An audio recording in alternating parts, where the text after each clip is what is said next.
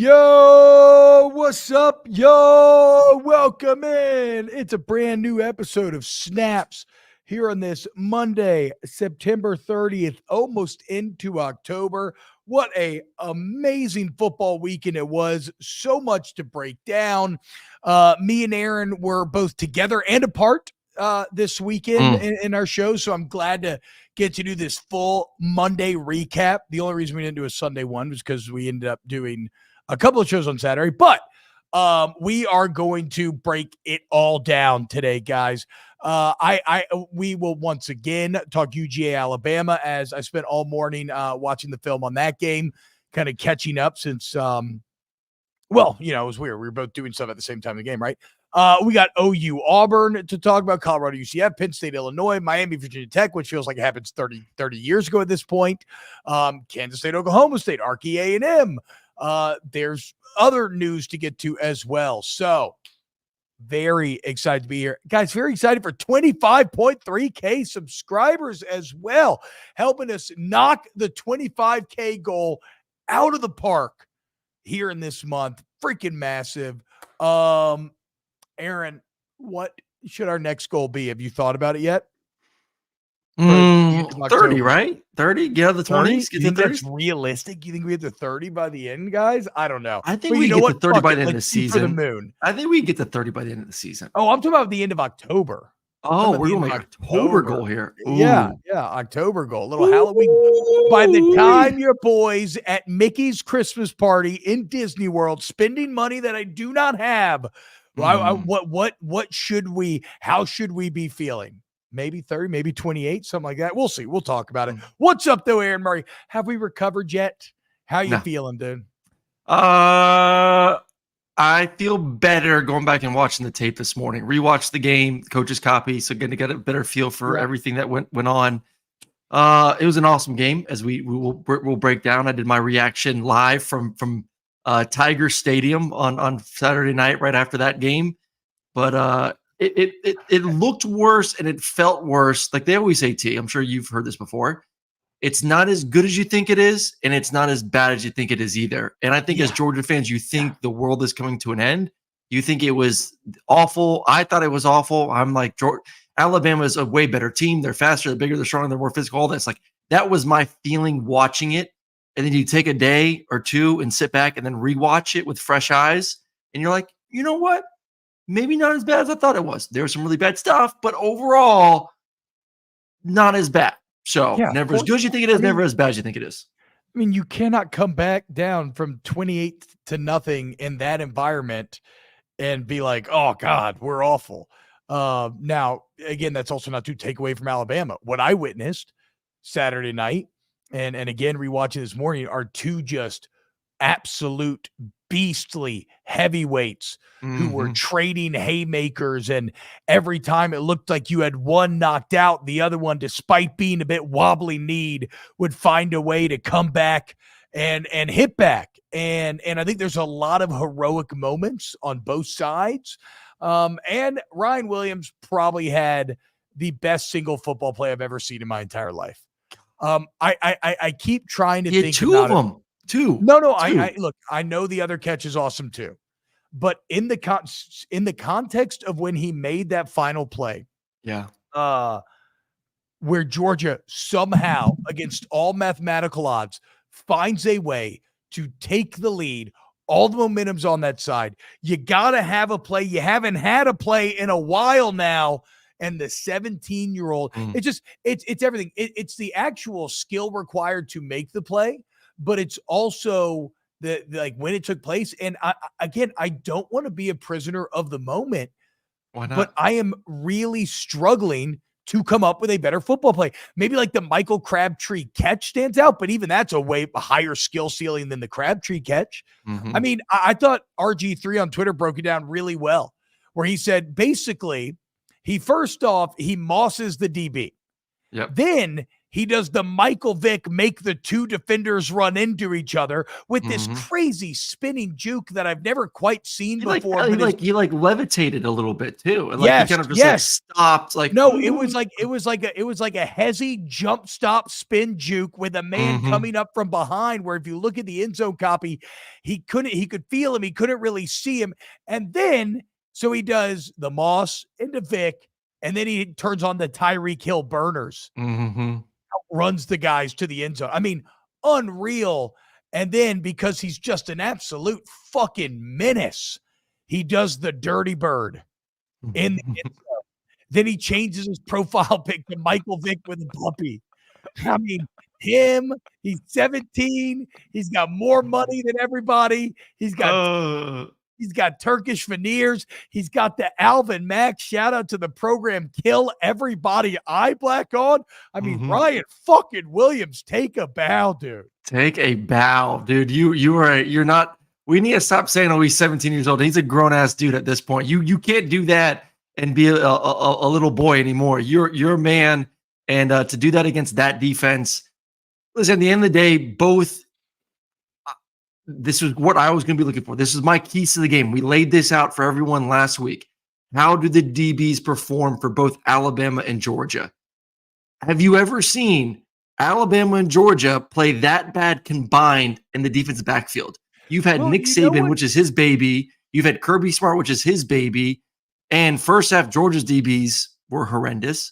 Second half, Alabama's DBs were horrendous. Neither of them. You walk away saying neither team, while Alabama made number one, you say do we select Texas better maybe because of their passing attack?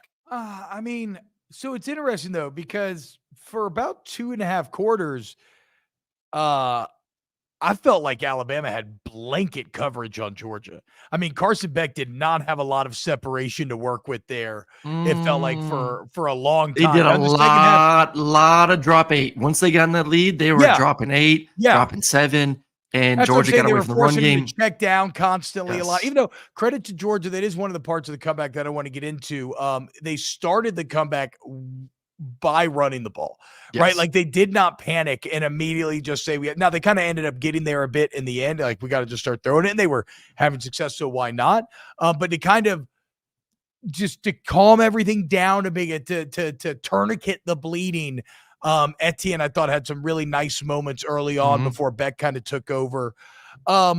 Which is my thing. When I watched Georgia's offense, rewatched this morning, I sat back and said, okay, I thought the offensive line played actually better than I thought. I thought the running game, when they were committed to it, looked good. There were holes there, and Etienne did look good. I know that don't look at the stat sheet. I thought the offensive line protected for how much Carson threw the football. The offensive line protected well. It came down to these two things. Carson, for one half of football, looked terrible. He was making bad decisions. That one interception where he's throwing down the seam, I have no idea where he was. I know where he was looking. That was his third. The ball was significantly underthrown. 1, 2, 3, and then he just, for whatever reason, he thought he had it, and it was it was not terrible there at all. He looked lost. Then you had multiple errors by the receivers. Aaron Smith drops the one. Aaron Smith does run the screen pass versus a cover zero blitz, which could have been a huge play. That turned into a pick. I was wondering who was supposed to be the receiver there. If you look at it, it was an all-out cover zero blitz. With the offensive lineman got out, and he's supposed to run a screen. So major mistakes by receivers and QB. Yeah, but again, I don't want to make this too Georgia focused here because I want to start talking about. No. I'm going to get there. Then I want to get to Alabama. But in terms of busted screens, that double reverse screen that Alabama ran was 1,000% there as well, except Peyton Proctor just took a fucking nap. Yeah. let the lone Georgia defender in the area just run right past and get in there. So let's start. Let's start with Alabama, because Milroe early in this game was fucking believable. I mean, what did he start 18 to 20, something like that? To be able to be so athletic and yet to be able to throw the ball so well is a combination that just quite frankly is unfair in a single human being. That scramble with the free rusher up the A gap on the first touchdown drive was to have that, and then the deep ball and be like, that's the same player that made both of those plays. And then the unreal wheel route to go up 14-0, dropping it right over the linebacker's shoulder. I mean, Jaylen Milroe came out. He was loose. He was locked in, and he immediately first round, bam, bam, bam, landed about 3 or 4 haymakers that had Georgia looking like they couldn't even compete. No, he made Georgia defenders look, and he is the fastest player on the field. So like that is, you have to take that into the what I'm about to say right now. Georgia looked slow. He made guys look like they're standing still, and he's running by him like it was nothing. It looked like an NFLer going against a high school guy at sometimes. He is that good of an athlete in space, making guys miss. But it's the throwing. Like you said, it wasn't just the throwing, it was the decision-making. Georgia multiple times bringing both inside linebackers, and he sees it, feels it, and gets the ball out now. Finds green grass, finds a receiver, balls out. He doesn't get hit. He doesn't take a sack. What was Jalen's issue last year? Too many sacks, too many the football. This game, it was, I have pressure, balls out. I don't have pressure, I'm accurate, or I'm going to run the football and I'm too fast, you're not going to catch me. This was as good as you're going to get from Jaylen, which if he's playing like this, I don't believe there's anyone in America that can stop this offense or can beat him. If they play like they did in that football game, they win a national championship. You can't defend him. You cannot defend him. Yeah, I mean, Jaylen Milroe's final stat line for the second year in a row, the difference in this game. Yep. He's why they won last year. He's why they won this year. 27 of 33 for 374, 2 touchdowns and a pick that wasn't really his fault. Receiver drops it and it goes. It was a great play by the what? It was a very difficult catch. He threw it hard and low, and could have been caught. Okay. Yes, it goes both ways. I'm not going to put it all on the receiver. And then 16 carries for 117 and 2 touchdowns. And that's 117 with sack yardage taken away, which I'm not sure how many times he got sacked, but we always have to remember that. But the point is no turnovers, right? And for the second year in a row, whether it was Beck with the fumbled jet sweep or reverse, what was it in the SEC championship last year? Yeah, the reverse, yeah. The fumbled reverse, or now all the turnovers in this game. He just can't make those mistakes on this stage. Second year in a row, Milroe does not, Beck does, and Milroe ends up the winner. And also you gotta love the play calling and the play design from DeBoer here. I love the kind of walking off direct snap that they did when it was 3rd and short to get it to 4th and 1, and then Milroe ends up running in on 4th and 1. This is an offense that is truly just continuing to kind of evolve and find themselves, and Jaylen Milroe seems like the perfect weapon for Kalen DeBoer to play with and create around. Well, he's running quarterback design runs. It's not just when things break down. It is truly, you're a weapon, we're going to utilize you. And he didn't get a lot of direct hits either. You know, that's the one thing, like you worry about running Jaylen, like, okay, we don't want our best player to get hit, but he does a good job. 1, because he's at great size. 2, he's elite speed, tremendous lateral ability as well. He didn't feel like he took a lot of big shots. Like everything was very glancing or going out of bounds. And I think that's going to be the key. Like, hey, coach, if you want me to run, or hey, if I'm going to get more yards on the ground, you have to prove to me that you know how to protect yourself. And I think he's done that through the first 4 games of the season to continue this style of offense, which, like I said, is just very difficult. So I want to do one more note. I have one more question for you on Jaylen Milroe. Then I want to get into Georgia's comeback, because I think it's that was actually my main thing I was watching in my film review, was like, how does a comeback like this happen? But what did you think about the Milroe final throw? Because here we have so here locally, the afternoon guy, I love him to death. He's been a good coworker for many, many years, Matt Moscona. He is firmly in the sunken cost fallacy with Alabama, right? He's been yelling, Bama's burning, they suck. And he's been talking about how Jaylen Milroe sucks, all this crazy shit, like he's not a good quarterback, whatever. But the point is, like, I've seen some people be like, oh, that last throw to Ryan Williams, like that was just so lucky. He just threw it up and his receiver made a play, which isn't wholly untrue. But Kalen DeBoer in the post game talked about it. About that. That's where they've been trying to develop him, is to make that sort of throw. It's almost like a pseudo back shoulder, maybe a bit of throw. Let your receiver go make a play. So when you look at that Ryan Williams throw, and then we'll talk about the Beck final throw as well, Was that luck or was that a good throw by Jaylen Milroe? It was a great throw. And it's funny when you look at defenses nowadays, because of the hashes for college football, throwing to the field, most defenses don't even worry about that. So what they do is they bracket number 2. So you have your number 1 receiver, you have your number 2 receiver, and the corner will play, the nickel will play outside leverage on the inside receiver, and then the safety will play, vice versa, whether outside, inside. So they're bracketing 2 and saying, we don't trust that a college quarterback is going to be consistent throwing the ball all the way to the field. So we're just going to essentially play man-to-man coverage. So like that, based on coverage, that dictated this has to be a shot. Georgia played bracket on number 2. They left Ryan Williams one-on-one with number 12 for Georgia. And it was just hey, my guy is better than your guy. And I'm going to throw it out there and I'm going to let him make a play. So I thought the decision was great. I thought the throw was phenomenal. And obviously Ryan Williams being Ryan Williams made an incredible adjustment. And as you beautifully laid it out earlier, proved to why he is one of the best guys already in the country at catching the football and then after the catch as well. So no, that was not just I'm heaving it. That was one-on-one. My best player is on your guy. I'm going to take a shot. I think it's a great decision. I think it's smart football. And also, side note here, Ohio State fans, y'all like Jeremiah Smith's awesome too. Okay. But Ohio State fans are so weird on Twitter on Saturday where Ryan Williams has this game and then they immediately were all taking it to be like, God, he's awesome, but he's no Jeremiah Smith. I'm like, guys, let Jeremiah Smith do it in a single game that matters for us. Like, now's not the time. Get the fuck out of here. Okay.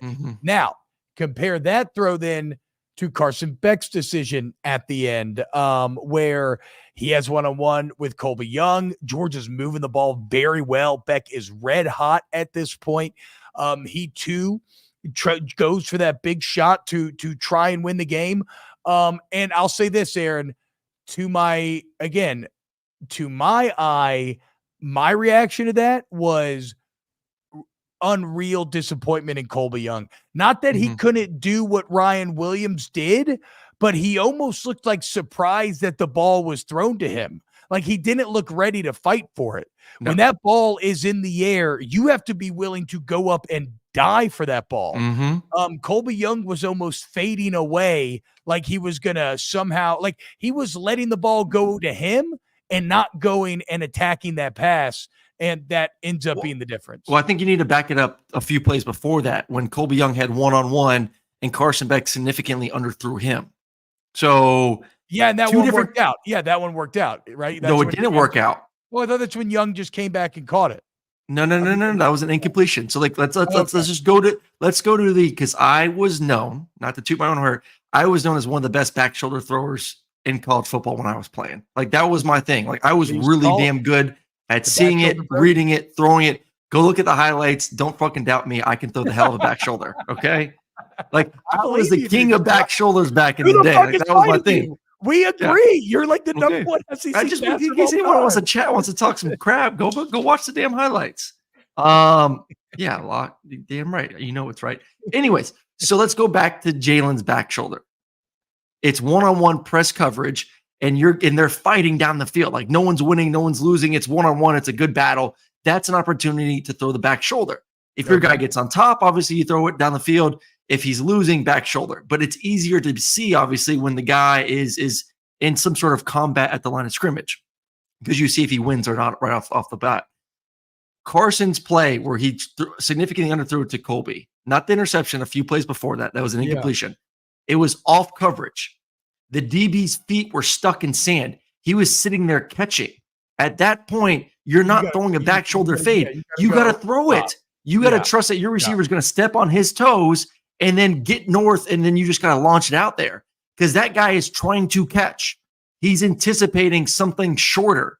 You cannot throw a back shoulder in that situation. Colby Young got on top of the DB by about 3 or 4 yards, would have been an easy touchdown. Carson predetermined back shoulder ends up being an incompletion. But yes, going forward to the play that you're talking about, that was piss poor on Colby Young. He looked like he was tired. He was exhausted from the 2-minute drill. Didn't. You have to tackle. You have to beat the shit out of the dude. You got to kill that man. Yes, you kill that man. Okay, good. Yes. I mean, I wrote it here in the notes. Like, you got to be willing to go up and die for that ball. Like Pacino, you got to fight for that inch. You got to die for that inch. And Colby, he looked tired. That is exactly what it was. He looked tired from the 2-minute drill. And when it's compared directly and I'm not so okay, when it's compared directly against the play that Ryan Williams made, it stands out all the starker. What So what about the actual quality of that throw, though? Because I agree Colby Young has to fight harder for it. How do you feel that was from? How was that throw from Carson? It was okay. It wasn't great. It was good. It should have been an incompletion. He did not give his guy an opportunity to make a play. But I would still say that Colby has to protect you. You have to become a defender. You have to protect your quarterback in that situation, and he didn't. All right. So you look the other side of that play.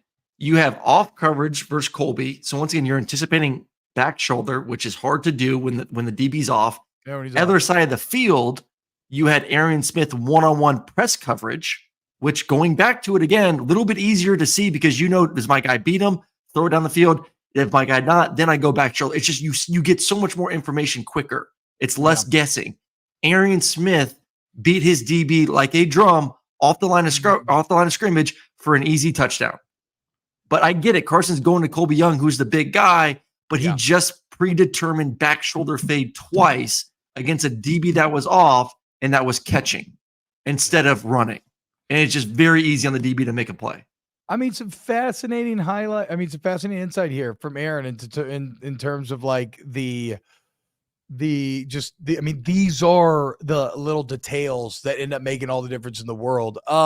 So I could not be more impressed with how Alabama started this game in terms of creating turnovers, scoring, and then again, cannot over exaggerate how impressed I am with UGA being able to come back. And really I always love boxing analogies in these big games. It literally reminds me of when like Tyson Fury got knocked out by Deontay Wilder's right hand, but somehow stood up. That just doesn't happen. You go down 28-0 and Bryant Denny against a team that quality, a coaching staff that quality, it is supposed to be impossible to take a lead in that game. So I know it rings hollow today if you're a Georgia fan, but amidst all that pain, I would say that's actually a great sign going forward. There were a lot of heroic moments in here that sometimes didn't even pay off immediately because of other mistakes you made. The Etienne 4th and 1 run, what ends up being the first touchdown drive of the game was huge. The 4th and 1 stop from UGA's defense when it looks like Alabama's still rolling, maybe going to make it 35-7. The interception by 17 after the god-awful Carson Beck pick to keep the game close. The fact that on the second drive of the second half, you got a 4th and 1, 4th and 3, and 4th and 5 to make it 30-14. You got another 4th and 6 the next drive, but then Beck fumbled. The 4th and 3. And then like Beck has a few good throws in a row. This one he started to heat up. All of a sudden it's 33-21. The deep ball to make it 33-28. And then 3rd and 4, 3 minutes, 30 seconds left. You get the stop to give the ball back to the offense. And the pump fake double move for the 67-yard run to take the lead was a thing of beauty. And you could see Beck knew it the second he released it, fading away, kind of running off, knowing it was there.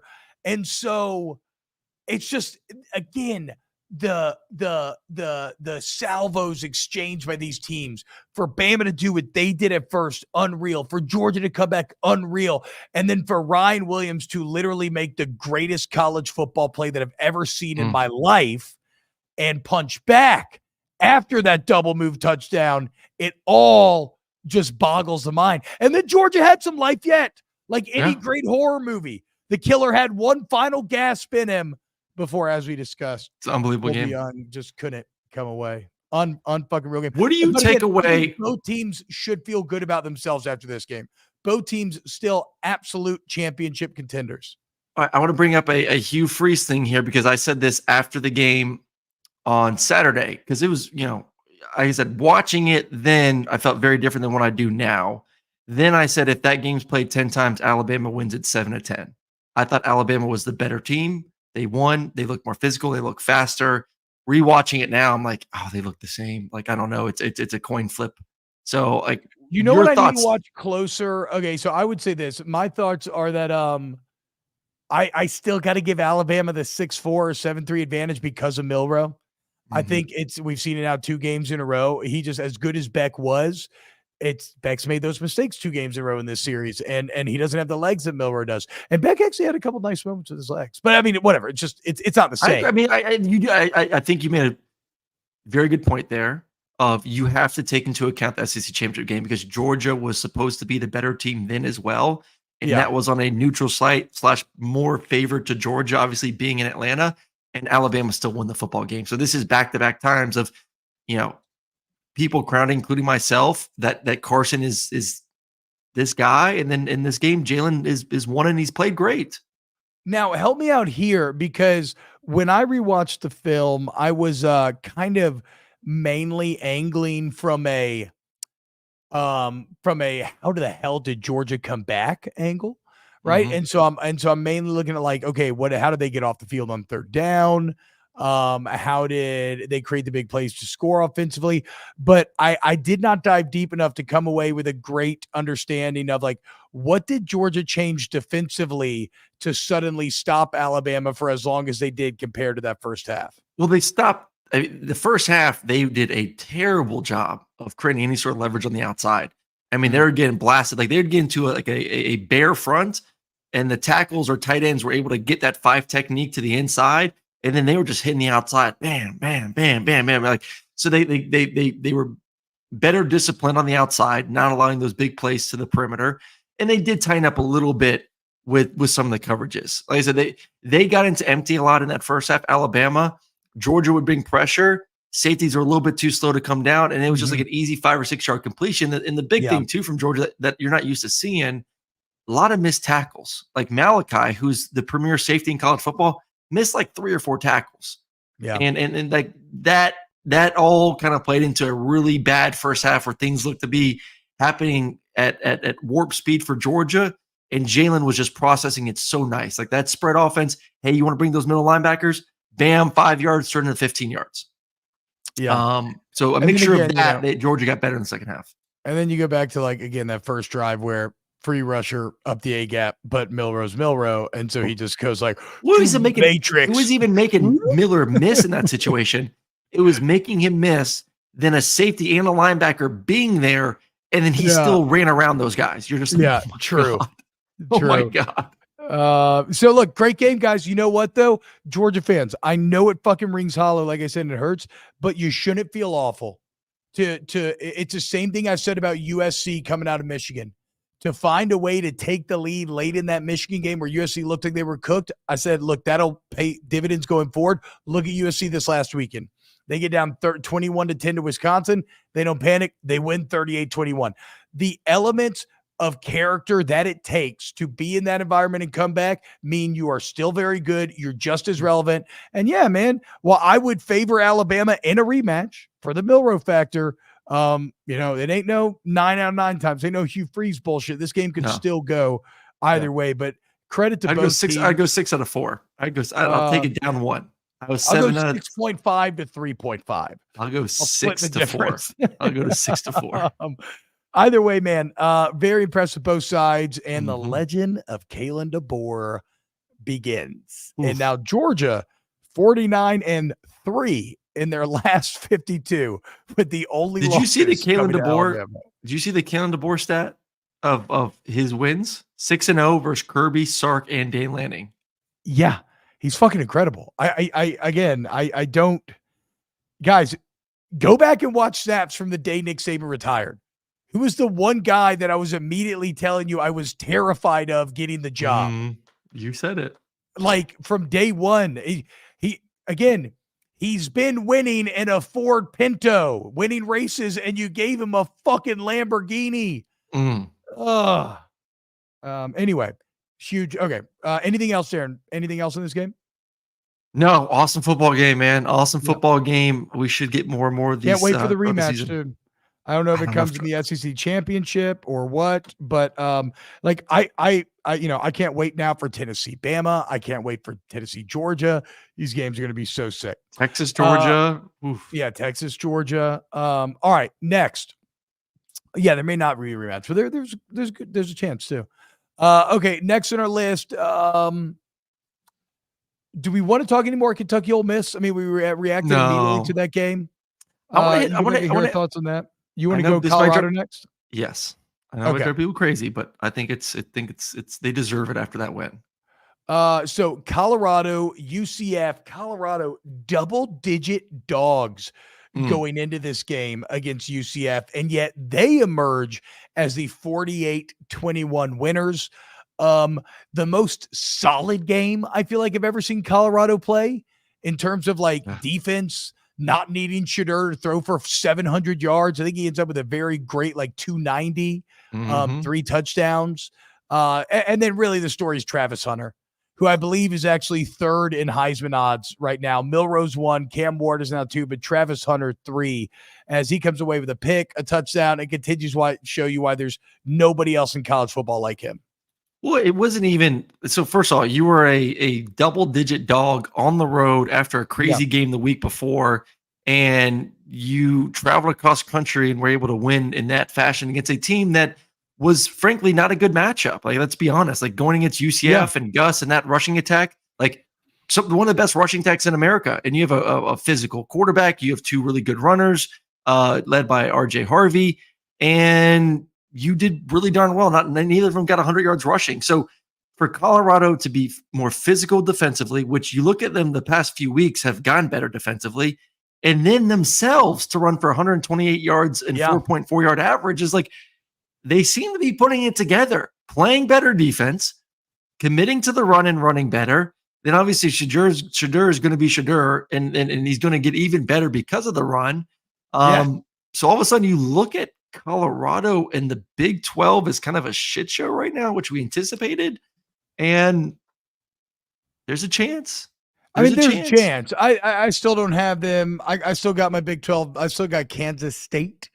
I think is my favorite. If Cam, but everyone is vulnerable in that. Everyone is vulnerable in that conference. As we, if Cam Rising ever plays football again, maybe Utah will be good again. But Arizona beating Utah this week, and of course Cam not played still. BYU still sneaky undefeated. They almost blew it against Baylor, but they looked really good for a long time that game. So yes, there's a world out there where Colorado get a little frisky. As far as Shedeur goes, I know that there's a lot of people who, when he had those comments after the Nebraska game, were pretty, I guess, upset, annoyed. I don't know how you want to say it, because he was like, how much did Raiola get? How much pressure did Raiola have? Look at me, right? He is running him. And I agree. You are not supposed to say that as a quarterback. It's just like Hugh Freeze not supposed to say that 9 on 9 time. Even if you believe, you're not supposed to say that. You can feel it. Can't say it out loud. But you see in this game what he looks like when you actually give him a rushing attack and you give him good complementary defense, and all of a sudden it's just that hyper efficient 28 of 35 for 290 and 3 tuds, right? And everything just looks better and feels better and flows better. So it wasn't good leadership on him after the game to say what he said, but he was being honest. And this is where you see maybe Colorado's real potential if they could do this more often than not, which I still don't believe they'll be able to do, because at this point, this sort of solidity is the exception, not the rule. But I'm a believer. Is it though? I mean, over the past 3 weeks, they have looked better. I'm going to say it still is the exception, though, because they shouldn't have beat Baylor. They have looked better, but they got lucky to escape versus Baylor. Yeah, I mean, you had back-to-back Hail Marys. Credit to you for making the plays. I'm not hating. Yeah. I think Coach Prime's a good fucking coach. I've been telling you this. I would still hire Prime at Florida. Yeah. I mean, I'm not. So this year, this time, so they are 4-1. Yeah. Last year, this time they were 3-2. 3-2 with losses to Oregon and USC at that point, but the USC one was 48-41. Great football game. Do you feel better about them right now compared to you did a year ago? Yeah, because this last game, because I've never seen them look so solid in the trenches. But what does that mean? Does that mean they win 7 games? Which is, I think, great. No, that is great for them, but I don't think they'll actually contend for the Big 12 is what I'm saying. I know what you're saying. It's the most wide open conference there is. Wide open for sure. I mean, the schedule is not the big one. 2 weeks they get a bye, and they got Kansas State at home. But then after that, Arizona, nothing special. Cincinnati, nothing special. Texas Tech, nothing special. Utah.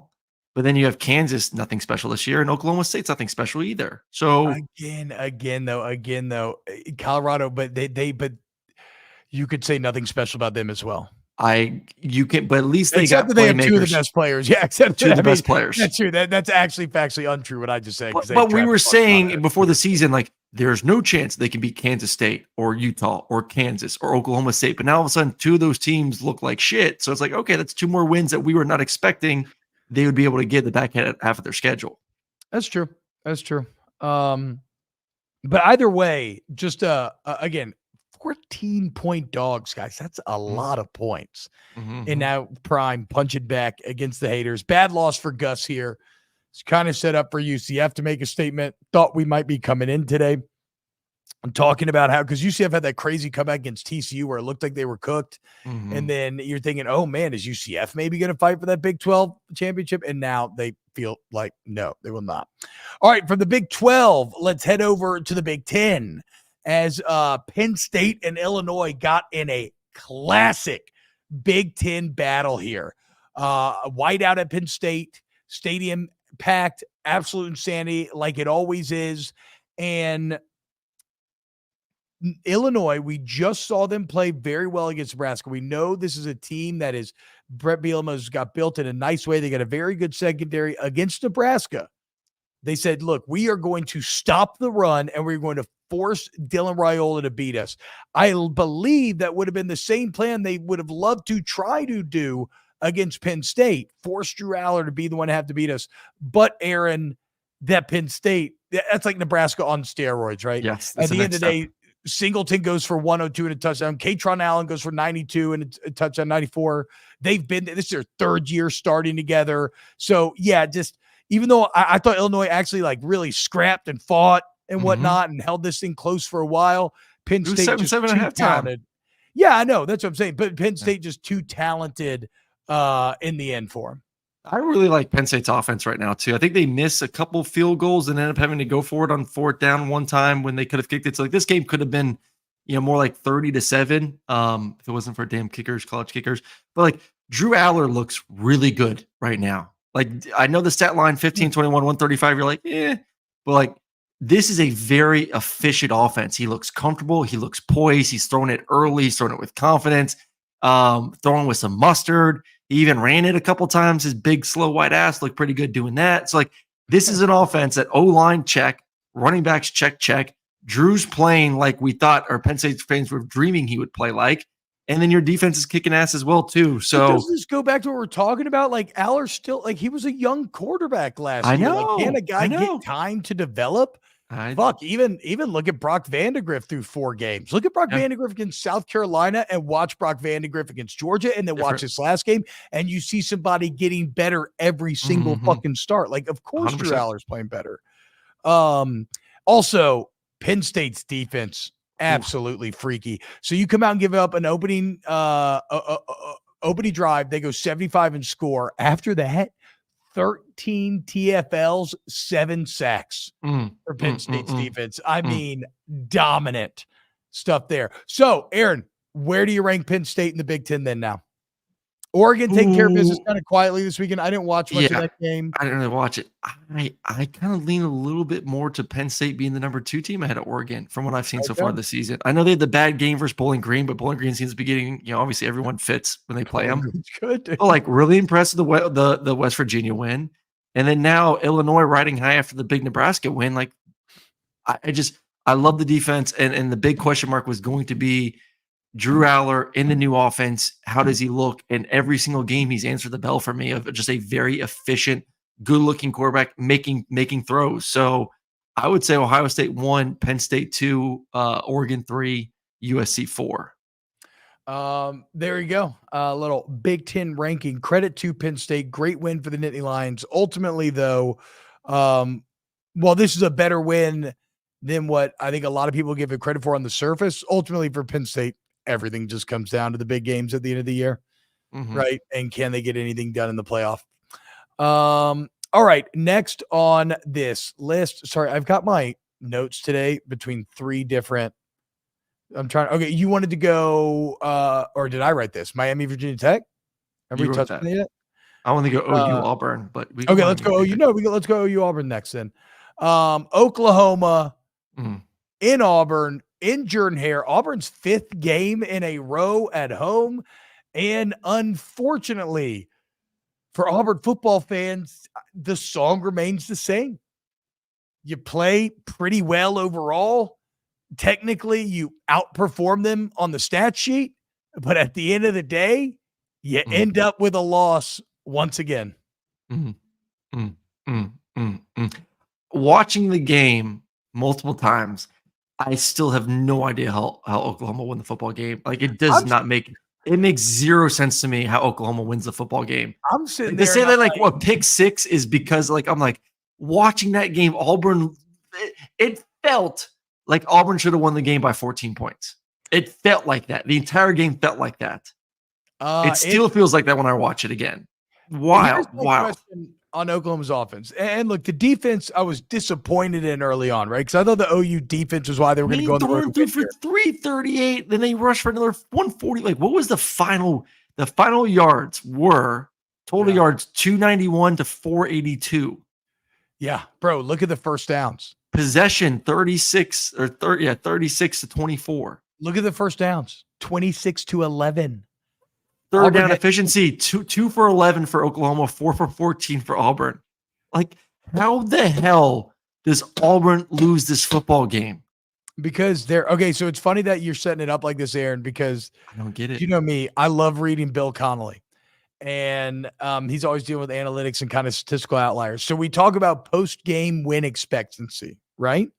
Where we look at, okay, what happened during the game, and based on those factors, what is the percentage that you would have won that game normally, right? In like a normal environment.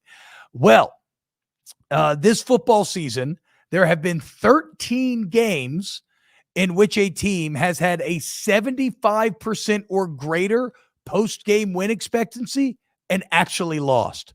Auburn did it twice in 8 days. Out of the hundreds of games that have been played this year, Auburn did it twice in 8 games. They had a 93% post-game win expectancy against Arkansas, but lost due to 5 turnovers, yada, yada, yada.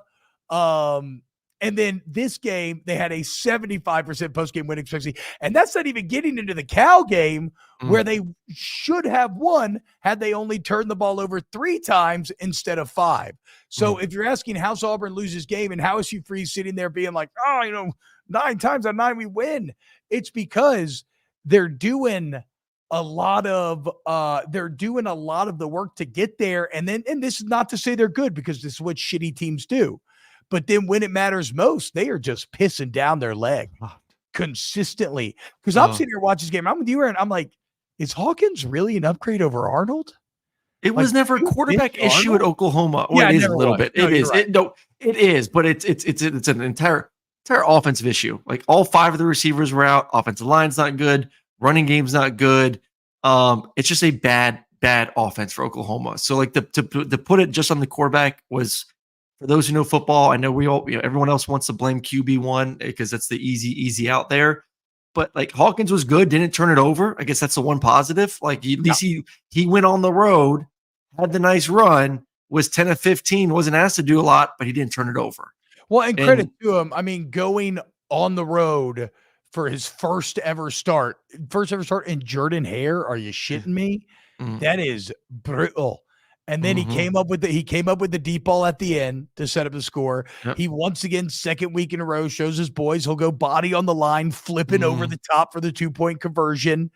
God, just you feel for Payne Thorne maybe a little bit, because he was early on. He had some bad stuff early on. That was good, I thought.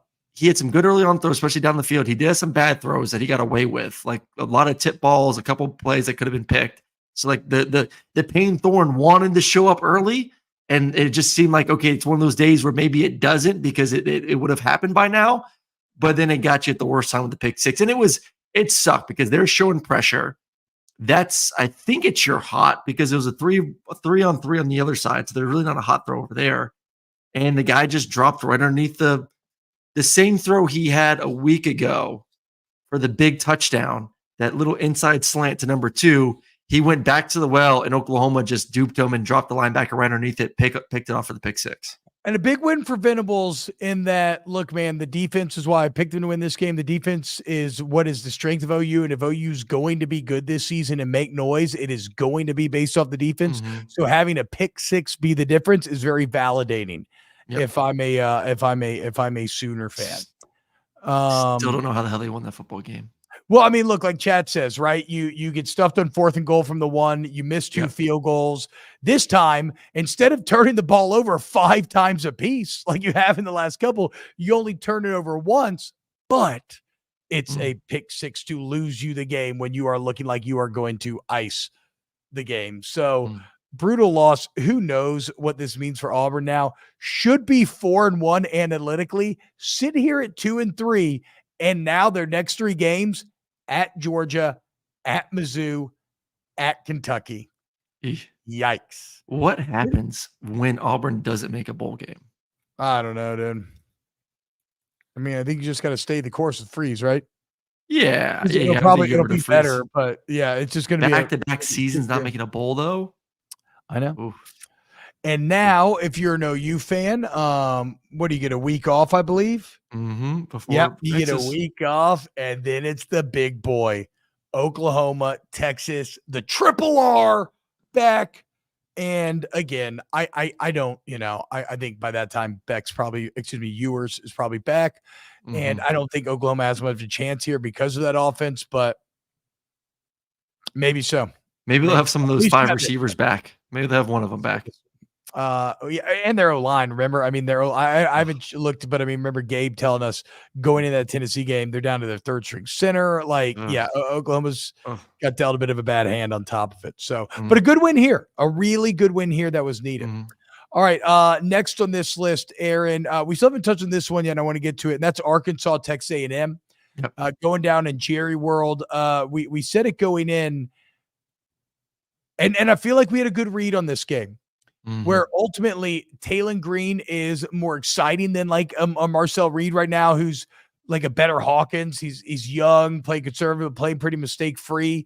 Taylon Green just plays a little too loose. And Arkansas, again, hallmark of a kind of bad team. While they have a lot of talent, a lot of high moments where you're like, man, they should be better than what they are. They just make too many crucial errors, and that is again, it happens again this game, and Texas A&M ends up winning what was a very close, hard-fought game. And 3 turnovers to none. That's a difference. Yeah, exactly. Seeing Taylon a couple weeks ago live, the talent, the skill set, but just it's either a high, it's a great play, or it's a really good chance it's going to be a turnover. And fumbles, not protecting the football, throwing the interception, just way, way too many lows. And A&M did a great job that front for A&M. We rave about the linebackers heading into the season to only give up to Jaquindon Jackson, who is a freaking beast, one of the best running backs in the SEC, an offensive line for Arkansas that's been really good this year too. To hold him to 37 yards rushing on 10 carries, that is a job well done for the Aggies defense. Job well done. And then Marcel Reed, once again, no turnovers, taking care of it. I mean, look, Scorton, Shamar Turner. Did Shamar Turner, is he seriously hurt though? I remember him getting hurt. I'm trying to remember off the top of my head. Either way, Scorton coming up with a huge play at the end. All that front seven, the D line that we made so much out of, they showed out. And I feel like, Aaron, the Aggies have found themselves a little bit here. Yeah. In that they know, okay, look, Marcel Reed can run the offense and he's going to play relatively mistake-free. We can use his legs at times, and he's shown the ability to make plays. But really, we want to lean on Levy and Moss. We want to play great defense, and we want to run the ball. Yep. And that can be a winning recipe, especially at home. I know this game wasn't, but especially in College Station, that can be a winning recipe for this A&M team who now find themselves at 4-1. What was the difference in the week one loss to Notre Dame? It was turnovers. Yeah, I mean, it was this to me that you have too great of a sample size now. The last time, not I guess the last time, but the first game, Wegman throwing 2 picks was the difference in that game versus Notre Dame. A quarterback that gives you the ability to run, that's protecting the football, an offense that's running more efficiently now. You cannot go back to Wegman when he's healthy. This is Marcel's job going forward. Yeah, and he's got enough games under his belt. I know you got Missouri this weekend. We'll break that game down tomorrow when we do our breakdowns heading into this weekend. But I've been impressed with him. He's been what this team needs to get to that 4-1 and have a chance to win versus Missouri this weekend. So again, guys, there's a very favorable schedule for A&M going forward too. Yes, it's very favorable. If you can beat Missouri, 9-3 is still very much on the table for the Aggies. Shit, you win this game, you'll go 10-2. You may be in Atlanta. I don't think 10-2 is going to get you to Atlanta. Why not? Because it's only the top 2 teams that make it, right? Yeah, but your only loss would be to Texas in conference. You'd be 7-1 in SEC play. Yeah, maybe so. You have Missouri at home, but then you got Mississippi State. But hold on, like A&M's look good, but they haven't looked like. I'm saying they've played solid. They found a recipe, but I'm not going to expect. I'm saying that if you get through Missouri, though, like there's no one really on the schedule that scares you. It's LSU, South Carolina, New Mexico State, Auburn, and Mississippi State. And then you have Texas at the end, which I'll count as a loss. But like in between, after Missouri, every game is very winnable for Texas A&M. Very winnable. Your hardest one is LSU. You get them at home. It doesn't even feel like 8 SEC games, what you just said. But yeah, you're right. Interesting. I'm still not going to say they're going to Atlanta, but I do see your point. I see your point. I definitely do. It's a big weekend. If you're an Aggie fan, shout out one of the Snaps OGs in the chat, Bo Molinari. Good weekend for you, brother. And for whatever reason, that game in Jerry World, it's just always close, but A&M always wins it. And this year, no different. Another one. All right, we're not going to be able to go full breakout length on these next games. There's a million games that we could talk about. Miami, Virginia Tech feels like it happened last year, Aaron. Mm-hmm. I mean, the fact that game was Friday night, an insane game. I'm kind of lost in the, is it a catch? Is it not a catch? Kind of lost in all of that madness, I believe, is Cam Ward's performance here. Mm-hmm. And especially late. To be down 10 with 9 minutes left and to come back and find a way to win that game on a day where you haven't been your best, right? Throwing a couple of picks, right? But to end up throwing 4 touchdowns, 343, it shows me a couple of things. First off, last year, this is the exact type of game that Miami loses. They don't even get frisky in the comeback, right? So Cam's changed that. And then for Miami going forward, because of that, right? Recognize last year you would have lost this. This year you escaped this. You have to take advantage. Okay. You created this opportunity for yourself with the Cam Ward play. You have to take advantage of this win going forward. You can't have any of that Georgia Tech bullshit or anything else from last year pop up. You just flirted with death. You can't do it again. This is the wake-up call, man. Friday night, Virginia Tech, which is still a veteran roster. Very determined roster. Kyron Jones and Cam Ward are cousins. I know. I didn't realize that. We're all paying the chat real quick off bar. Why are you guys avoiding talking the Ole Miss loss? We had a whole separate breakout that's already been out there. So if you want to go watch that one, we spent about 15 minutes breaking that game down. So did we? So it's up there as a live. Did we do it as a breakout yet? Because we did it live, but it's under the live category. I'll break it out today. We can break it out today, and we'll put it up. So look for it on the channel. Okay. But anyways, going back to this one. Yes, you survived. Everyone was watching. But some of those plays that Cam was making down the stretch, the chest pass was sick. Who are you taking right now? Your quarterback. You're taking Cam or Jaylen? It's a bit unfair because I've watched Milroe closer over the last couple of years than I have Cam. So I'm saying Jaylen, but I don't think I'm coming from the best. I may not be, I wouldn't trust my opinion over others. Is what I'm saying. I'd pick Jaylen. I've watched enough of both of them. I'd still pick Jaylen. Okay, but that feels valid. I think Cam's a great athlete, and it just.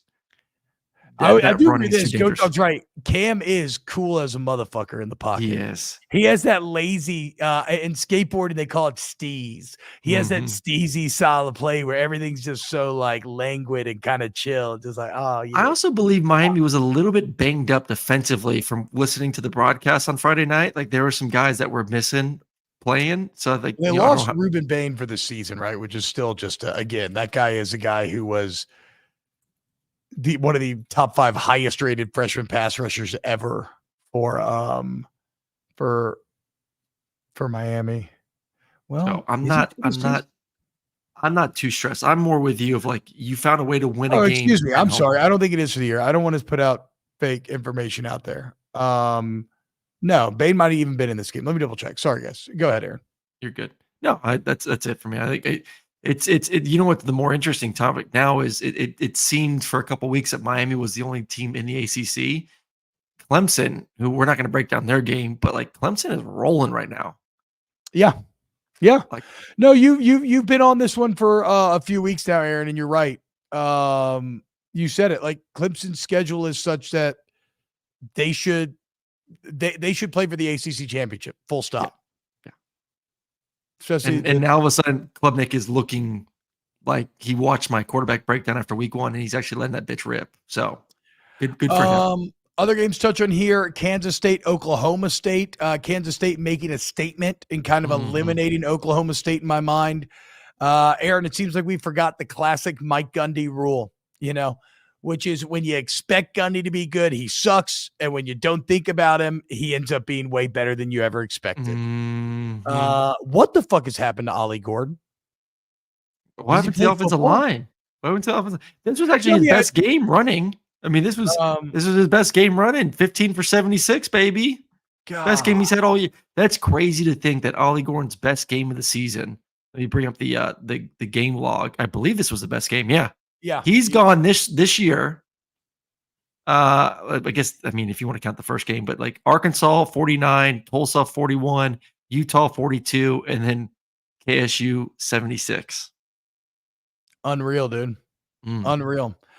So Oklahoma State out, I think. Kansas State, look, I know the BYU final score looks awful, but it was a weird game where statistically you kind of outperformed him, but you had that crazy punt return by BYU, which credit to him. Like, I like BYU too, undefeated. I got them fighting for the Big 12 championship.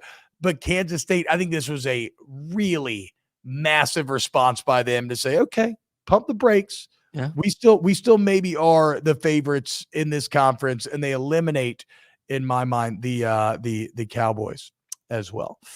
All right. We mentioned USC, Wisconsin real quick. Again, guys, very impressed with Miller Moss. Continue to be impressed with Miller Moss. The dude has courage. The dude is not afraid to attack. And when USC got down and was down at halftime, you know what they said? Fuck it. And they just kept attacking. And you're seeing those weapons really developing under Moss. And D'Anton's offense or defense, while I was shocked they gave up 21 that quickly, they hit the brakes and did not allow and just said no more. And so, I was impressed with the Trojans in the Big Ten, certainly this weekend. And then finally, I know I'm missing other games like we reference Arizona, but one thing I gotta mention here, Aaron. I haven't looked at the new AP Top 25 yet.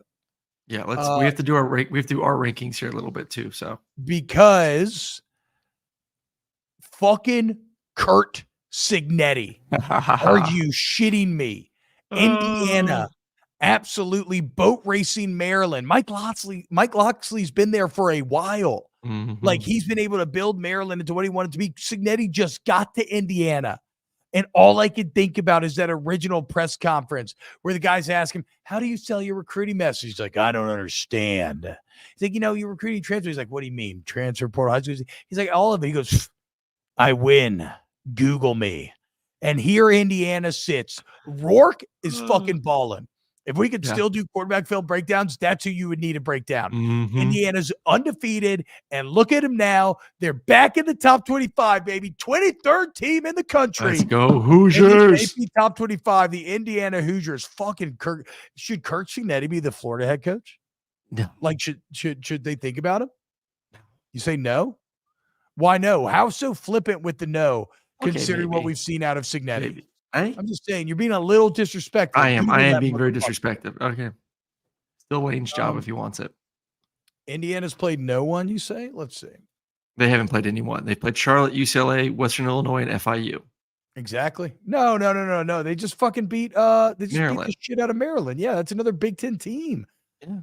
And they beat the shit out of UCLA. They're gonna a team that was a 3-win team last year. He has a chance to clinch a bowl this weekend versus Northwestern. Not feeling good. Impressive. Cignetti's offense is really good. Rourke looks Yeah. great. I'm not feeling good about my Huskers against them here in a couple weeks. Fucking Google me, nerds. Damn, Cignetti's 63 and he played at West Virginia. That's a gritty motherfucker. Wonder if he'd go home. Yeah, send Cignetti to West Virginia. I agree. All right, here is your new AP Top 25. No surprise here. Alabama takes over the number 1 spot. Texas remains at 2, which, by the way, Arch SEC win this weekend. Mississippi State keeping a little close early on, but really, Texas is just in the catbird seat, Aaron, where they're just chilling. And it's like they're able to develop their future star while while they're playing like teams that are getting better, but not too good. So you're not actually threatened. And Ewers is able to chill and get 100% healthy. Like, and now you have the bye going into this is they're playing like every coach wants you to play. They're not playing down to their opponent. Like they have a culture and they have an expectation that has been set regardless of who's playing, and everyone has been reaching that bar. And that is so difficult to do as a coach to have that in that locker room. Yeah. And Sark has found a way to do that. Like, how many times have we said in years past Texas would play a team that is well below who they are and they would struggle or they would fucking lose. And now they're just easily coasting to wins with backups. It's a different culture, man. He's doing a hell of a job. It's a different, it definitely is that. No, Scott, Texas is not Manning's team. That's what I'm getting at. That's the craziest part about this is it's still clearly Ewers' team. He's still clearly better, but they're getting the dual benefit of becoming more injury proof by getting Manning experience and future proof by getting Manning experience. Ohio State at 3. Hey, play somebody, dude. I forgot that this has got to be a miserable season thus far to be a Ohio State football fan. Like, no one is giving a shit about them. Iowa this weekend. To me, I feel like good. To me, up to this point, I feel like Ohio State football fans are kind of like Squidward, looking out of the window, watching SpongeBob and Patrick run around and have so much fun. Like, if you're an Ohio State football fan, have you even had one heart palpitation yet? Like, have your nuts even tickled your throat? Have you ever felt like you're about to go down the drop on the roller coaster? Because like, that's why this shit is so much fun. And yeah, y'all just took too many lessons from Michigan's scheduling. Yeah, they worked out from Michigan, so why the hell wouldn't they? Hey, listen, the next 4 games, it sucks from a spectator standpoint. Oh, of course it sucks from a spectator standpoint. But you got to listen, Iowa, Oregon, bye, Nebraska, Penn State. Okay, next 4 weeks. There we go. Fine. Fuck. Maybe I can finally watch him. I can't tell you a single thing about the team. That freshman's pretty badass. Tennessee at 4. Again, one of my takeaways from this game is I cannot wait to see that Tennessee D-line against both of the offensive lines that we saw on Saturday. UGA at 5 here, Aaron. Any surprise there? No. Yeah, no, that seems about right. Oregon 6, Penn State 7. You know, we've been guilty of disrespecting Penn State in our top 10. I like. I would, like I said, I would flip them. I would put Penn State at 6. Okay, Penn State, and then Miami 8, Mizzou 9. It kind of feels like Mizzou's holding on a bit here. Well, Mizzou benefit from Ole Miss losing. Yeah, obviously Michigan has a loss. Like, there's no one else undefeated. Yes, they have to stay there. Yes, you're right. You're right. Yeah. Michigan 10, USC 11, Ole Miss 12, LSU 13, Notre Dame 14, Clemson 15. Isn't this fascinating? Look at how jumbled it all feels after Mizzou. You could almost throw Mizzou into the jumbling if you wanted to, given their Vandy scare. It's like right now, Clemson looks significantly better than Michigan. Like, if you put those teams on a football field today, Clemson, I feel like, wins that. I would say, I mean, I got to go back and watch Notre Dame Louisville. And again, after last week, talking about how we disrespect Louisville, here we are again, not talking about them. But it kind of feels like Clemson looks better than every one of those teams that's ahead of them. They do look better than every team in front of them right now. Like, I would take probably Clemson, at 9. If I had to do like a power rating, I would put them ahead of Missouri. But, I said Missouri's just in this fortunate spot where they're undefeated. So, like, you got to keep them where they are right now. You're not going to punish Georgia for going on the road and losing to Tuscaloosa, losing to Alabama like that. Like they got punished enough, they moved down, but like they're still, that top five's on a different level. Like that, those five: Alabama, Texas, Ohio State, Tennessee, Georgia. I think there's a drop from there, and there's been a drop from there. I would agree with that, as we've seen for the start of the season. But then I would flip, like I said, watching Penn State this season, seeing the improvements from Drew Aller, I would flip Oregon and Penn State would be my only change up in this top 10. And then, wouldn't you know it, Aaron? After all the bullshit, Matthew Sluka leaves. What does UNLV do? They go and beat ass, and now they remain undefeated. UNLV 25th in the country. Did you see the UNLV quarterback stats? You know who's not in here? I'm surprised is A&M's not in here. Yeah, it is a little surprising, actually. I wonder who they dropped it, because weren't they in last week? Did they drop out after a dub? I mean, because them and Louisville obviously have both lost to Notre Dame. Yeah. How about this, Aaron? UNLV beats Fresno 59-14, and the quarterback 13-16 for 180 through the air, 3 touchdowns, 12 carries, 119 on the ground, 1 touchdown. Haj Malik Williams going off after all the drama. Shout out. You love to see it. And look, I support Sluka, but still, I love seeing a UNLV team respond after all that bullshit. Okay, chat is saying that A&M's tied for 25th with UNLV.